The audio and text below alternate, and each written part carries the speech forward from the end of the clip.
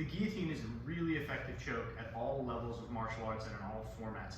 Even if your partner is not a trained martial artist, you don't want a person, no matter how strong they are, getting their arm around your neck and squeezing your windpipe.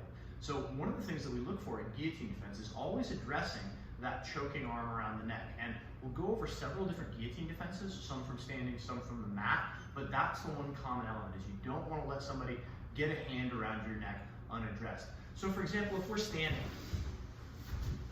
and Jesse gets a hold of me, and it's going to be pretty simple for Jesse to finish this guillotine. You see this arm around my neck? If I don't address it, all he's going to do is squeeze that tight, move his hips in. You can feel my voice change as I get finished. So the first thing I need to do is I need to address this arm around my neck. I'm going to cup and do a little pull-up, pulling my elbow in tight. And then my forearm, we'll do this from another angle, it's going to cup over the shoulder.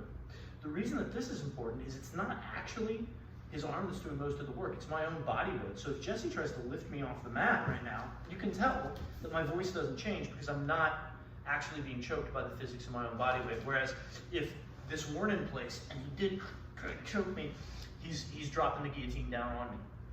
Whereas if I have this arm in tight, defending the choke, and this arm over the shoulder, preventing him from using my own body weight against me, I'm not getting it finished.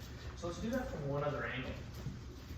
Grabs around my neck, immediately I address it. It's the same with the rear naked choke or any other type of choke. Once this arm goes around your neck, you have to address it or else you're really playing with fire. Then I want to get my arm up and over his shoulder. That way, even if he just tries to hip in, that's not going to be as effective. If he tries to lift me off the mat, even if he gets me off the mat, it's not going to choke me. So that is our most basic and powerful guillotine defense from standing.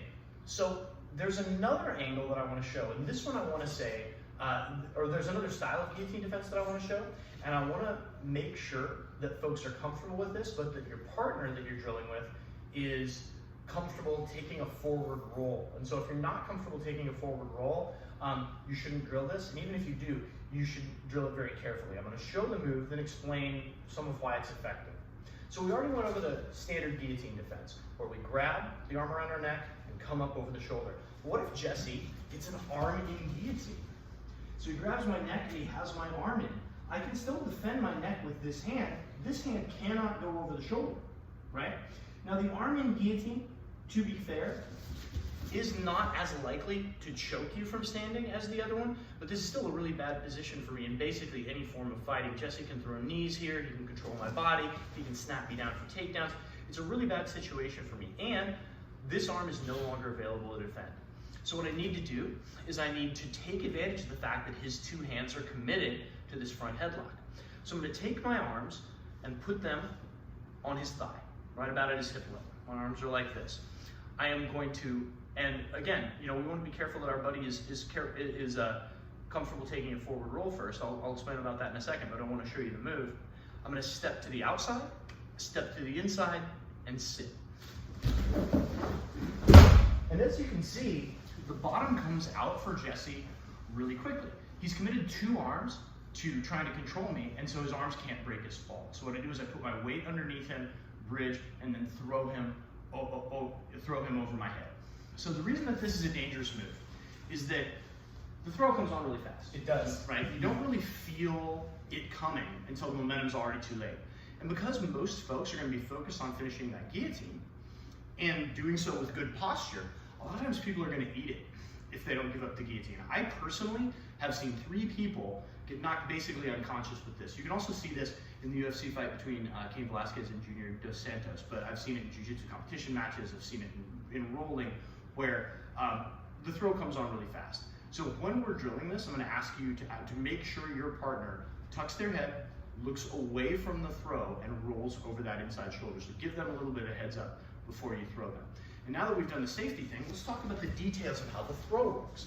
Essentially what I'm trying to do is I'm trying to get my body underneath Jesse's hips so I can put my feet on the mat and throw him. That's why I step to the outside first and then to the inside. These hands give his hip a little lift, but for the most part where the power comes from is from my feet on the mat. So I'm going to talk you through it, show it 2 more times. Jesse gets the arm in guillotine. Again, if he didn't have this arm in, I would throw this arm over his shoulder. 2 hands to his thigh right below the hip. I'm going to step, and I'm not going to go just yet, because because I want to, so when you see how, where I'm aiming for, I'm going to step in between his legs and try to get my hips under him so I can lift. I'm going to step my feet on the mat and sit. And now, you can see that no matter what, Jesse's going to go over. His momentum commits him to going over.